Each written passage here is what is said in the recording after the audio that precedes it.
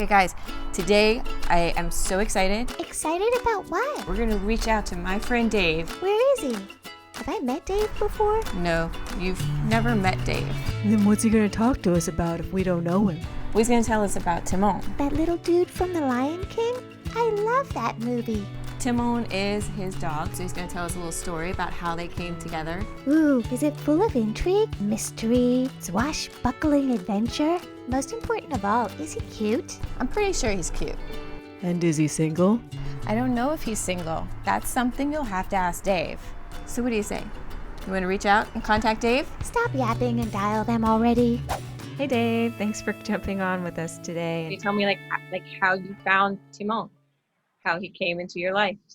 Well, I still have a dog, another dog, Betty, that I share with my ex-husband, and she's up in Sacramento. Before the pandemic, every 3 months she would rotate between our households.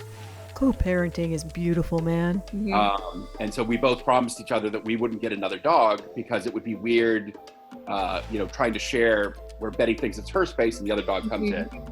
Don't blame Betty. I totally understand how that feels. You love me now. That's up for debate. But during the pandemic, when things started getting weird, I'm the youngest person in my immediate neighborhood, and there are also some second homes, so it can get really quiet at night. And I don't want to own a gun. I don't blame you. I don't like guns. Me either. Or fireworks. And prior, my ex and I also had a bigger dog, and even though he loved people would cross the street to not contact him. And I'm like, I need another dog to feel safe. And so I talked with my ex, Fred, and he agreed that it was time to adopt again. Good man, Fred. And I saw a dog that I was interested in the Thousand Oaks shelter. And it's a, first come, first serve. And so literally I had got some dog tags and got some dog food. And as I was pulling into the shelter, I saw a woman coming out with that exact dog, and she had just adopted him. Ain't that all luck? I'm not a very spiritual person, and I just had this overwhelming sense that adoption didn't work out because there was another dog that needed me more. And I don't get those feelings very often, but it's just overwhelming feeling like that. I already had an appointment that afternoon to go to the Palm Springs shelter, and there were 2 dogs that I'd requested to see. The first one was Timon, and like any shelter, they're obligated to tell you their history. And Timon had kind of a hard luck story. They found him on the street. He's a big dog. He's like 59 pounds. He's half German Shepherd and half boxer. What a hunk. And a volunteer shelter had taken him out for a walk. And the rule is they're not supposed to let other people touch them. And an older woman asked if she could pet Timon, and the volunteer said yes. Uh-oh. I don't like where this is headed. What happened? So Timon doesn't like it if you come over the top of his head, and she just started to touch him, and he just opened his mouth and nicked her hand. But then in his file, he was labeled a bite risk. So that scared a lot of people away. Mm-hmm. And he had been in the shelter for 2 years, and they only get so much outdoor time a day that's all they can do. And so one day he just couldn't take it anymore, and he tried to bust out of his cage. He damaged his right front paw, so his right front paw is pretty gimpy. Okay. And so as soon as the handler who worked with him, you could tell she just loved this dog. And as soon as I heard he'd been there for 2 years, I was like, that's it, I'm adopting him. He's had such bad breaks in life, it's time for him to get a good break.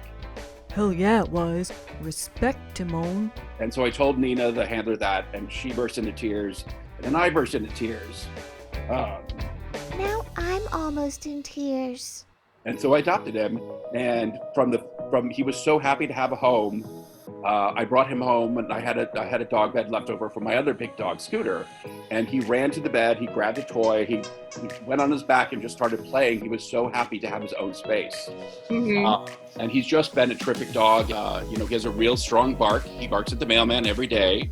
Yeah. And it's not excessive, but it's like, to me, it's good that the neighbors know that I have a dog with a good bark. Mm-hmm. I write scripts for General Hospital, and everything's done by email, so we don't even have Zoom calls. Mm-hmm. And so he's just been a terrific companion, and I'm a big dog lover, and it's a great companion. It's great for security, and I think I would have gone stir crazy if I was in this house by myself. With I talk to my dog. I've always talked to dogs.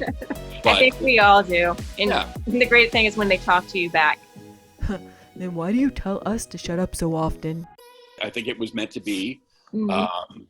The shelter still reaches out occasionally, and they're very happy. As I was, it's the Palm Spring shelter is kind of a loft-like building, and since I rescued him during the pandemic, there weren't a lot of people, and they were all sort of spread out, and you could just sort of hear, as word spread that Timon, after 2 years, was finally going to get adopted. It's like people were so excited for him, and it was just. So the Palm Spring shelter is a no-kill shelter. They keep the dogs until they are adopted and they find their forever homes. That is correct. A lot of people have been rescuing, but then there's a lot of families that have lost their jobs and have to give up their pets just because they can't afford them. Wow. And that's sad.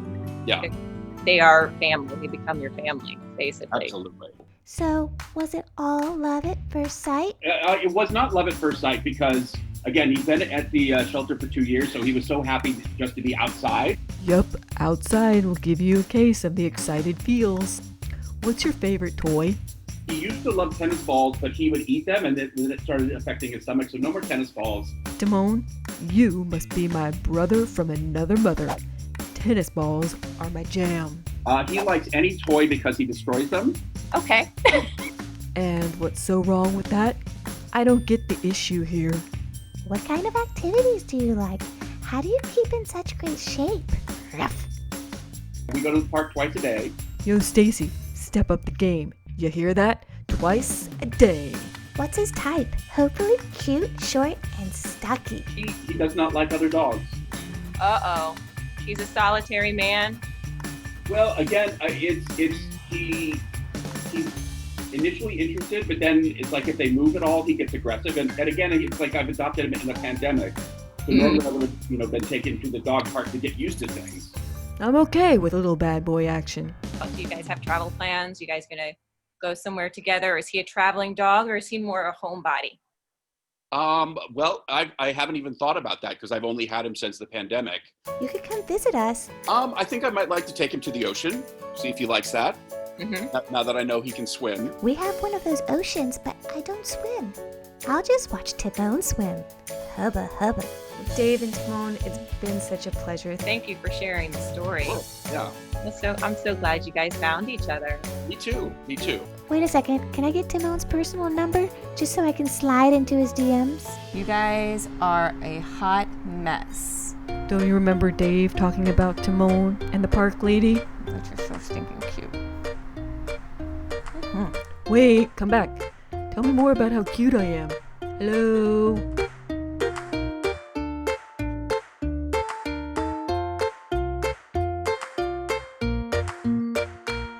If you're enjoying Stacy and the Corgis, then click that subscribe button and hit that notification bell and don't miss one video. And hit the like button and leave us a comment. We love hearing from you.